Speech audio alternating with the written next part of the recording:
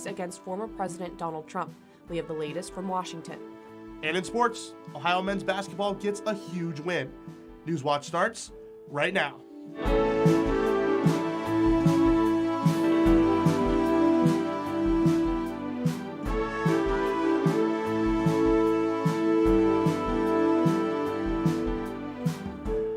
Overnight severe weather leaves behind a mess for Southeast Ohio residents. Good evening, I'm Haley Hollinger.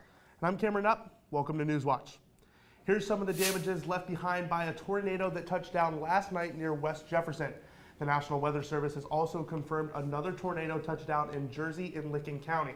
According to AEP, Ohio's outage map, nearly 4,000 customers are still without power in central and southeast Ohio.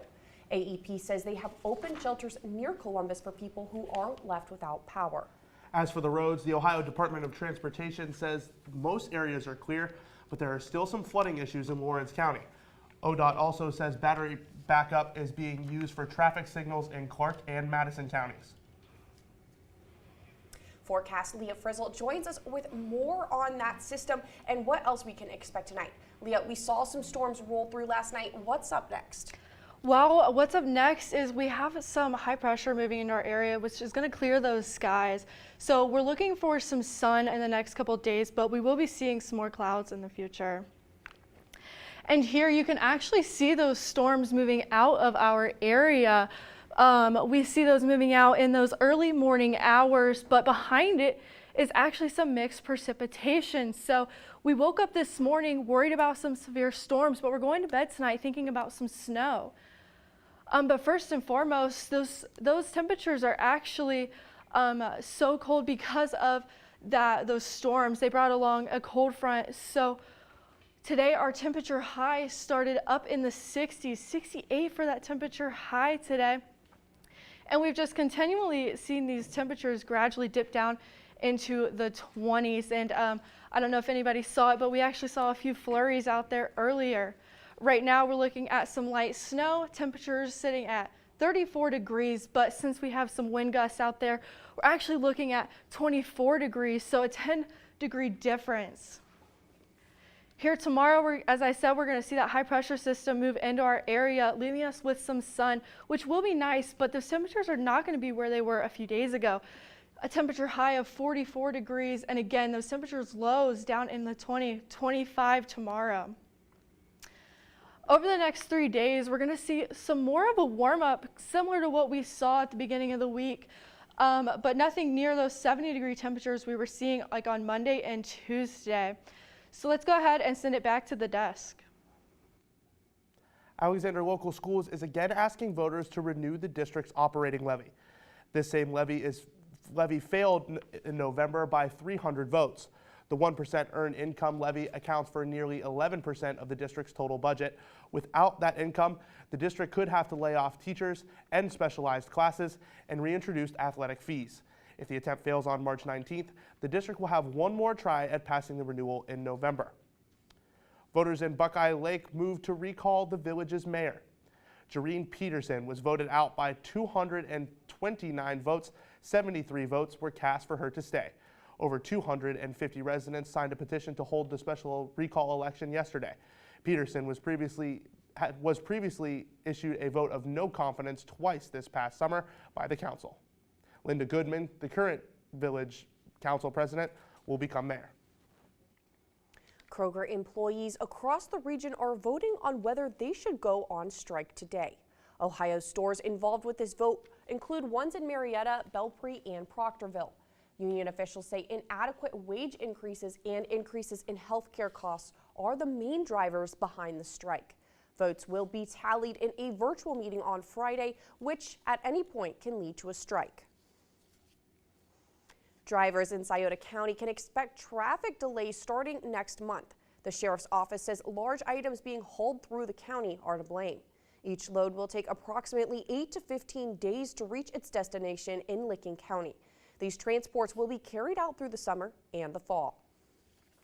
Also starting on Friday, the Athens County Sheriff's Office will be working with the Ohio Department of Public Safety, Ohio Traffic Safety Office, and more to conduct traffic enforcement in the area. The enforcement period will last all March. During this time, law enforcement will be present on streets, county roads, and highways for traffic control. Former Ohio Speaker Larry Householder is appealing his bribery conviction. Last year, Householder was convicted of bribery related to the House Bill 6 corruption scandal. He was sentenced to 20 years in prison. The prosecution will have the opportunity to respond to the filing. The Ohio Senate has yet to make a decision on the nearly $2 million package providing money for regional and local projects. House Bill 2 allocates $350 million to local community investment projects. This money comes from excess amounts left over from the state budget. The bill was cleared on the House floor less than 24 hours after the proposal was made public. Huffman says he doesn't believe the Senate will nix many of the projects that House lawmakers put forward for funding, but says the Senate plans to follow its original timeline. On the other side of the state house, 2 Ohio senators have reintroduced a bill to help fight for equal pay in Ohio. The Equal Pay Act was introduced back in 2017, but failed twice. Now the bill is being reintroduced by Senators Kent Smith and Paula Hicks Hudson. It's established a hotline to report the lack of pay equity. The bill also awards employers that follow proper pay equity for both men and women. Coming up, we have the latest from Washington after the Supreme Court rules to hear a major case against Donald Trump. And a government shutdown could begin at the end of this week. What lawmakers are doing to try and stop it. We saw a dip in temperatures from some early morning storms, but how they won't stick around for long when Newswatch returns. In America, horses helped forge a new world. And that new world created unique horses. Shaped by land and work, but sustained by their connection to us. Each breed has its own story and legacy. These are American horses. Tonight at 8 on WOUB. There's some of the best railway adventures in America. It's beautiful. I love it. Offering luxury service, incredible views, and a unique experience. It gives people a chance to relax. It's a nostalgic look. Look how big it is. It's huge. At these one-of-a-kind trains. It's like traveling back in time. The golden age of train travel. On great scenic railway journeys. Monday at 8 on WOUB. An epic treasure hunt. Go, go, go. Clues that go back 150 years. Stunning. And now, a brand new adventure across America. This is so amazing. For 2 explorers, it's the quest of a lifetime. We found it. No doubt about it. To rediscover America's extraordinary treasures. Tuesday at 8 on WOUB. For more than 70 years, WOUB Public Media has been the place where people in our region turn to learn how stories of the past ignite the imagination of the future. It's where information, entertainment, and education work together to inform, enlighten, and inspire generations. It's the place where the community gathers to hear and see our world in new and innovative ways. WOUB, the public media you trust that's worthy of your support. We are following breaking news out of Washington. Just over an hour ago, the Supreme Court agreed to decide whether former President Donald Trump can be prosecuted on charges he interfered with the 2020 election. Maintains a hold on preparations for a trial focused on Trump's efforts to overturn his election loss. Arguments are expected to begin April 22nd, with a decision likely no later than the end of June. This order means Trump might not go to trial until the thick of the general election campaign. A lower court's ruling against Trump on the immunity claim will stay on hold until the Supreme Court decides the issue. Special counsel Jack Smith's office has not yet commented. Washington is in shutdown countdown mode again. Congress faces the first of 2 government funding deadlines in just 2 days on Friday. The 2 deadlines can make things confusing for households. Karen Kafa has more on what programs could be affected. Congressional leaders racing the clock again. I think it's pretty safe to say we all agree we Need to avoid a government shutdown. We made it so clear that we can't have the shutdown because it hurts so many people in so many different ways, even for a short period of time. And households wondering how to prepare. In January, lawmakers passed another short-term government funding deal with 2 new deadlines on March 1st and March 8th. Without a deal, departments impacted by this week's deadline include transportation, housing and urban development, veterans affairs, agriculture, and energy. Operations critical to public safety would continue during a shutdown, so employees like USDA food inspectors and TSA workers and air traffic controllers would stay on the job, but without pay. The Department of Agriculture says recipients of SNAP food stamp benefits and pregnant women and new moms enrolled in the WIC program would receive March payments. VA policy says veteran health care would not be affected and benefits like housing and pensions would continue. But services like career counseling and the transition assistance program for service members moving into civilian life would not be available. Meanwhile, next week's deadline includes the IRS, potentially scaling back the number of IRS employees on the job as tax filing season approaches its peak. In Washington, I'm Karen Kafa.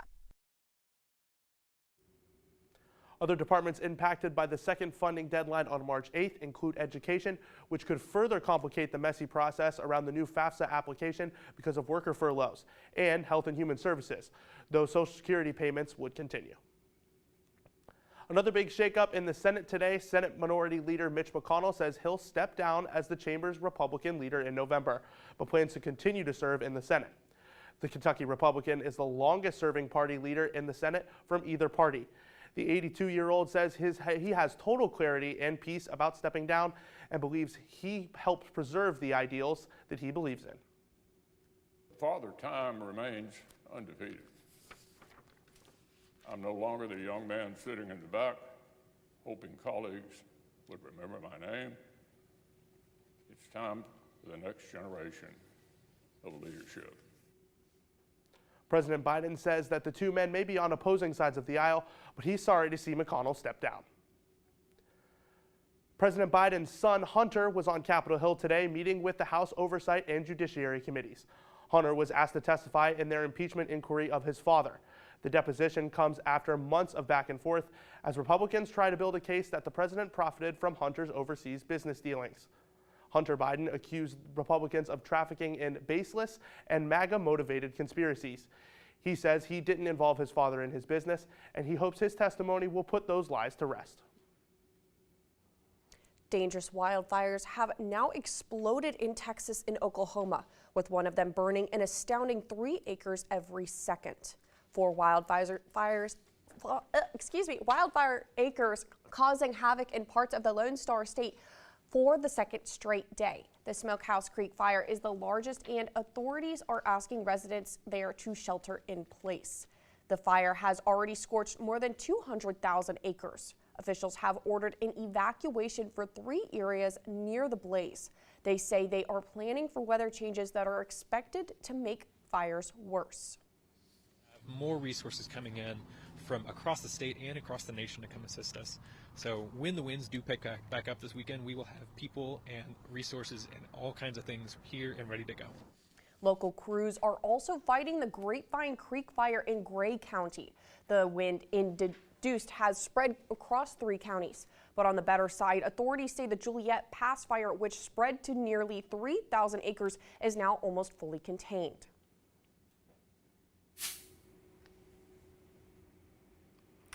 Well, we saw some severe weather this morning make its way across Ohio, but we saw those storms move out of the area around 11 o'clock this morning was when we saw those last little scraggler showers moving out.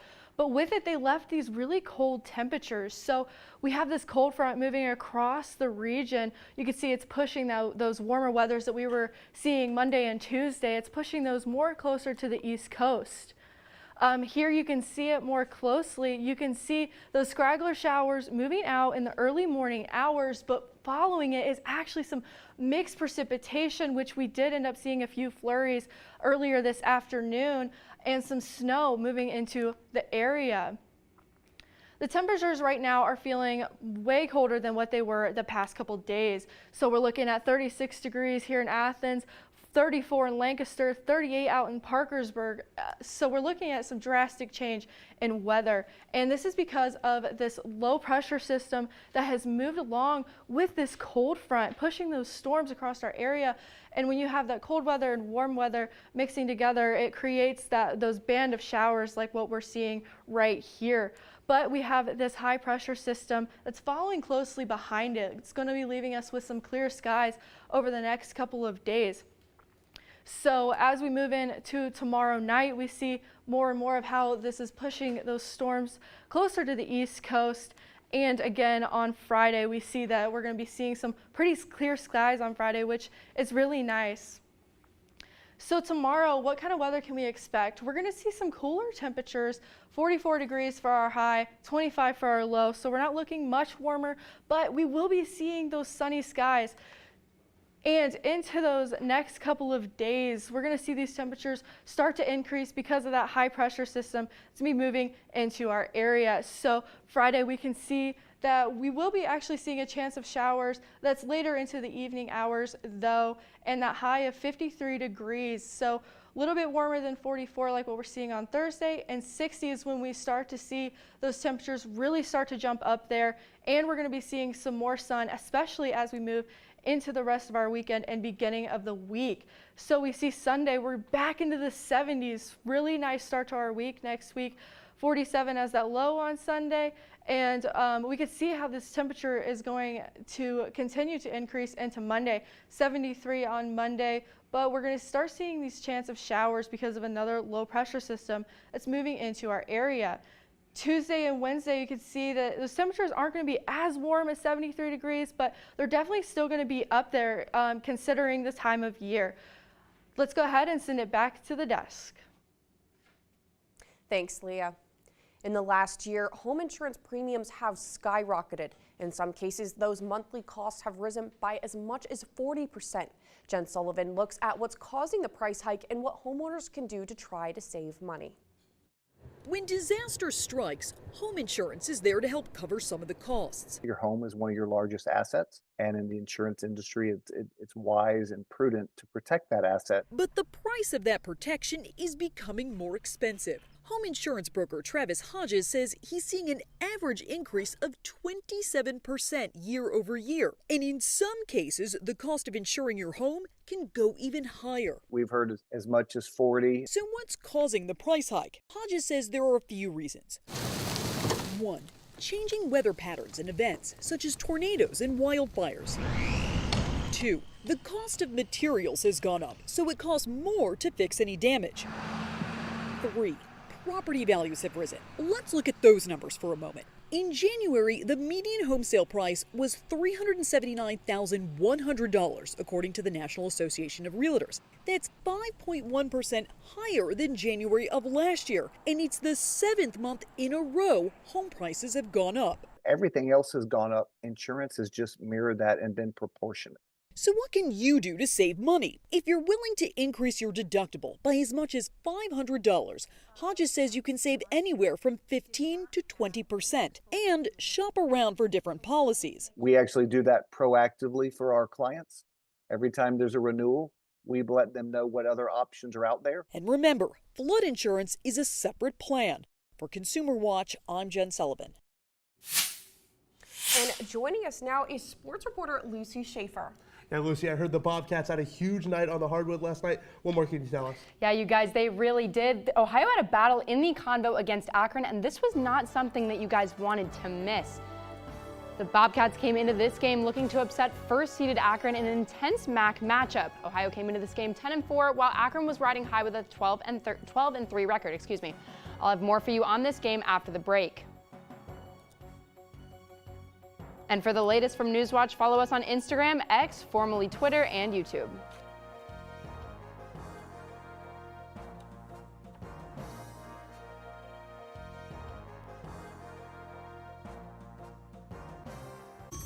In hospital, you deal with cases. On the district, you deal with people. When mothers come to us, they bring everything they are with them. There's nothing nicer than a fresh start. You have done your best. Sometimes our best must be enough. We're gonna take good care of you. We're with you now. Call the Midwife premieres March 17th on PBS and the PBS app. Fasten your seatbelt. This is amazing. Wow. Did he vote? It feels like I have a home. These are your immigrant ancestors. This is wild. Never anticipated this. I am forever changed. I'm pleased to tell you you're going to be finding your roots. Are we really this close? I can't tell you what we found, but what we found was you.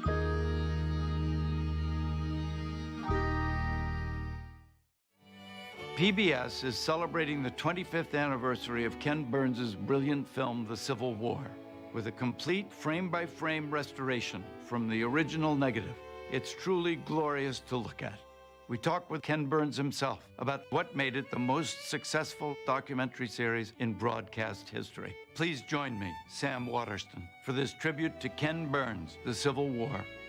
Thursday at 8 on WOUB. I better get started. Come on. Watch me.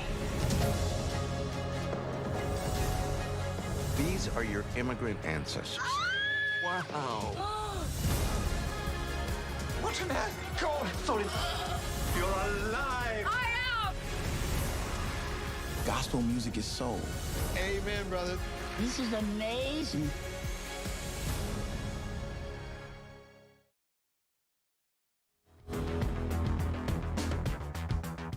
Welcome back. We have one high school basketball game on the slate tonight, so let's get started. The first-seeded Waterford Lady Wildcats are facing off against the Sims Valley Vikings, ranked 4th. The Wildcats have had a successful season, finishing at 18-3 before tournament play. Postseason, they've taken down 2 TVC Hawking teams in big wins. They played Eastern out of Reedsville in the first round and dominated 60-20, playing to advance the Trimble Tomcats, where they would win 58-30. Sims Valley has found much of the same success, ending the regular season at 14-6. They played Manchester first round and won 71-24, and then beat White Oak 58-47 in the second round. These two teams last met in 2018 in the sectional finals, where Waterford won with ease 81-13. Tip-off is set for 6:15 tonight at Wellston High School. We're staying on the hardwood, but shifting to the collegiate level. The Ohio Bobcats hosted the Akron Zips in a Tuesday night thriller last night. The energy was high as the Bobcats took on the first-seeded Zips, who have maintained that spot all season. The Bobcats battled hard in the first half, but came in short 35-29 going into the break. The second half, however, told a different story. Jalen Hunter shined and went on a 10-0 run during the second half. He also made a huge play with an alley-oop dunk towards the end of the game. An electric last-minute victory earned the Bobcats an upset over the Zips 74-67. Hunter ended his night with an impressive 23 points, 6 steals, and 2 assists. And the senior guard says that he's seen a pattern in his team's drive throughout the season. I think we've shown some resiliency throughout the year, but just with a team of that caliber, who we have all the respect for and stuff like that, just to see our hard work pay off was really big. The Combo will be seeing action again tonight when the Lady Bobcats host the Western Michigan Broncos. The Broncos sit at 6th in the conference with a 7-7 record in the MAC. On the other hand, Ohio occupies the 9th spot with a 5-9 conference record. The Bobcats are looking to rebound after a loss at Buffalo 67-54, while Western Michigan is coming off a comfortable win 76-49 against Central Michigan. Last but certainly not least, conversations around name, image, and likeness deals are undergoing more debates. The NCAA is claiming that disregarding rules against compensation to recruits regarding NIL would cause chaos, despite backlash from representatives from Tennessee and Georgia. Those attorneys were granted a preliminary injunction regarding their take on the NCAA rules against recruitment inducements. Boosters say that lifting those rules will bring more clarity to the current laws and state about what is permissible. And I've got to say, you guys, that energy in the Combo last night was crazy. Yeah, Lucy, I was lucky enough to be in the building last night. I'm telling you, I don't think I've seen the Combo rocking like it was last night. It was an incredible atmosphere. I wasn't there, but it did look incredible, and you looked like you had a lot of fun. I did. I had some fun cheering on the Bobcats, right? No, absolutely. Well, we still have some content ahead. 180 singer gets a major honor from the Royal Mint. But first, here's a look at what's coming up tonight on your public television station. Sometimes we have to look that monster right in the face. Show we're not afraid of it anymore. Love is the best thing we have. It's the only thing we have. No more secrets. I just want to be right here in this moment with you. I trust nothing untoward has occurred. Bright things ahead, darling. Brightness and joy. Those that underestimate us should do so at their own peril. And if they do, so bloody what? Open your eyes. Action!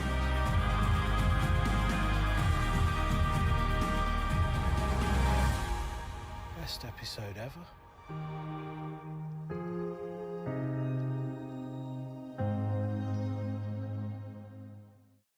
I'm Miranda Esmond-White. Join me for Aging Backwards 2, where I'll explore the groundbreaking science behind our connective tissue.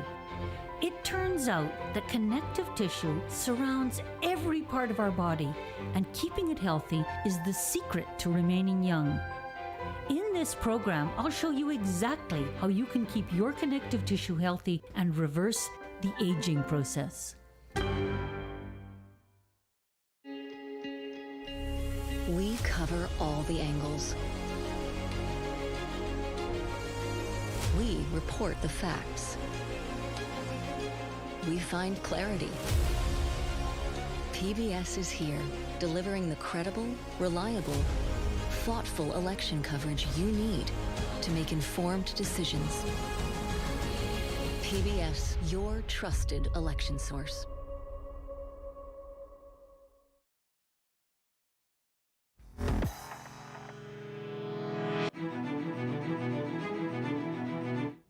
Finally, tonight, 80s hit singer George Michael is now immortalized on a British coin. The Royal Mint has issued a new collectible of the late singer. It features a headshot of Michael with his famed slick back hair, leather jacket, earring, and aviator sunglasses set against an engraving of the refrain from his hit single, Faith. The collection is part of the Music Legends series, which has also honored David Bowie, Elton John, and Queen.